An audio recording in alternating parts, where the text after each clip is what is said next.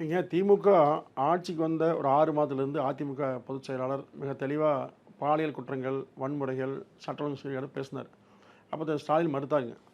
இப்போது நீங்கள் 2022லேருந்து ஒரு பட்டியலாக கண்டிருக்கீங்க வச்சுக்கிறேன் நான். அதாவது எல்லாமே பாலியல் குற்றங்கள் தான். கிட்டத்தட்ட ஆயிரக்கணக்கான பாலியல் குற்றங்கள் நடந்துருக்கு. இப்போது 16,159 போக்சோ வழக்கே இருக்குது. அதே மாதிரி 7,000 கொலைகள், 75,000 கொள்ளைகள். அப்போ அதாவது போக்சோ வழக்குனா எல்லாமே சிறுமிகள் 17 வயசுக்கு உட்பட்ட பெண்களுக்கான குற்றங்கள் எல்லாம் அதிகமாக இருக்குது.